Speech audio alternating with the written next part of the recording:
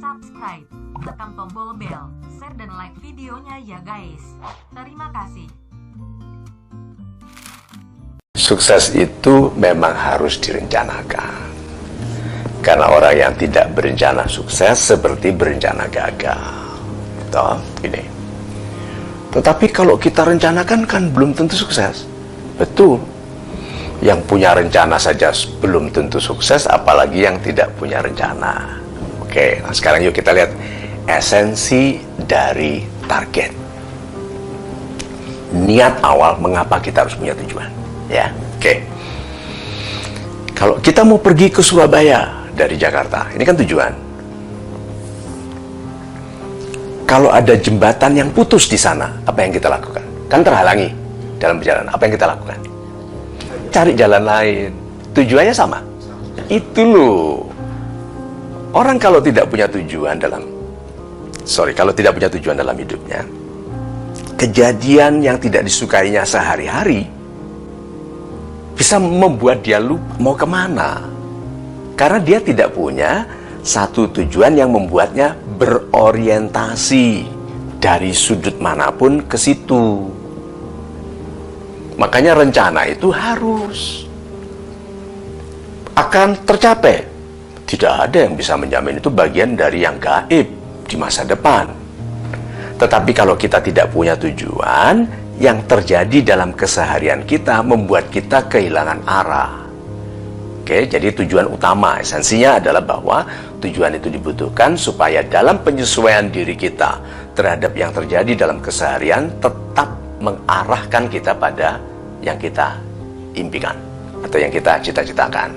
Dah, satu lagi. Orang yang punya tujuan lebih hemat menggunakan apapun karena tidak ke sana dulu karena dia jelas ke sana. Maksud dari lebih hemat menggunakan apapun terutama adalah menggunakan hidupnya. Hidupnya tidak diboroskan untuk ini, untuk itu, untuk ini, untuk itu. Hidupnya lurus ke arah yang diinginkan. Ini loh yang disebut sukses semudah mungkin. Sukses semudah mungkin itu bisa 40 tahun, bisa 50 tahun. Bilang, loh, kok 50 tahun sukses Pak Mario? Ya, untuk orang biasa 400 tahun. Orang ini 60 tahun mencapai yang dilakukannya, tapi kebesaran dari yang dicapainya membutuhkan orang biasa yang nggak fokus 400 tahun. Itu namanya sukses semudah mungkin. Tuh. Gampangnya ya memang oke, 30-an sudah sukses, oke, 40-an sudah sukses. Tapi yang penting adalah besarnya yang dicapainya. Nah, besar yang dicapainya ini berarti besar kemanfaatannya bagi sesama, bagi perlindungan alam, bagi pemuliaan ciptaan Tuhan. Ini besar. Rencana harus, karena kita perlu untuk memfokuskan semua energi ke satu titik. Terus begini, bagaimana kalau salah? Kita salah tujuan, salah target. Kita harus percaya pada konsep kasih sayang Tuhan. Tuhan tidak sampai hati membiarkan orang baik salah arah, dituntun. Mencoba ke sana ketemu penasehat, mencoba ke sana ketemu kekasih palsu, mencoba ke sana gagal pernikahannya. Itu sehingga dia bilang, oh iya ya, seharusnya aku ke sana. Ternyata dia lihat, oh my God, ini mungkin yang dikatakan orang bahwa kadang-kadang sukses itu comes from the misstep. Kadang-kadang sukses itu terjadi karena salah langkah ke arah yang tepat. Apa artinya? Salah langkah ke arah yang tepat. Salah langkah karena itu bukan maksudnya. Ke arah yang tepat, arah yang dimaksudkan Tuhan baginya. Salah langkah karena maksud dia mau ke sana. Tapi karena dia disayangi sekali oleh Tuhan, disalahkan. Misstep. Jadi jangan kecil hati kalau salah langkah. Kalau selama niatnya baik, kesalahan dalam tujuan yang baik tetap lebih baik daripada berhasil mencuri, berhasil korupsi, berhasil menjabat untuk korupsi. Nah, jadi apakah harus ada rencana untuk sukses? Ya, harus. Soal rencananya bisa tercapai atau tidak, tapi yang pertama kali, the best plan is you. Kan you are your best plan. Jadi rencananya apa? Aku bergantung pada diriku. Kalau aku tidak punya rencana pun, aku akan sukses. Contohnya saja, orang yang pintar main bola akan hidup di seluruh dunia.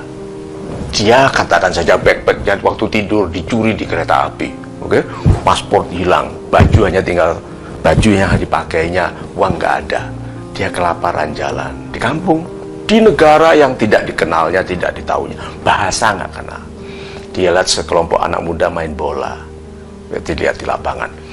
Dia sebagai seorang yang ahli, dia bilang ini anak-anak masih amatir ini mainnya gitu kan, gitu. Bolanya kemana-mana, tahu-tahu bolanya gelinding ke arah dia, gitu. Gawang 100 meter ya, melenceng ke dia 125 meter. Dia tendang masuk ke gawang yang sana. Apa yang dilakukan oleh 22 orang ini plus coachnya plus semua penggembiraan, apa yang dilakukan? Nah, tendang mas, waktu tendang dia udah jalan, kan dia mau cari kedutaan. Waktu tendang itu yang nggak lihat lagi, jalan masuk, apa yang dilakukan? Dikejar, ikut kita klub kita mana, ikut Persema aja gitu. Gitu, enggak, Persib aja gitu kan. Nah itu loh, diperebutkan kan. Dia bilang no language, I cannot speak your language. It's okay, money, you know money, gitu dia, dolar, money. Itu loh, berarti anak muda itu harus betul-betul punya kemampuan yang dihargai orang dimanapun dia berada. Coba bayangkan, kalau katakan kemampuan itu bisa dihargai sekali di Magelang, ya, hebat sekali di sana, di Mojokerto, atau dia memang mau mendirikan K-pop, band K-pop Kediri,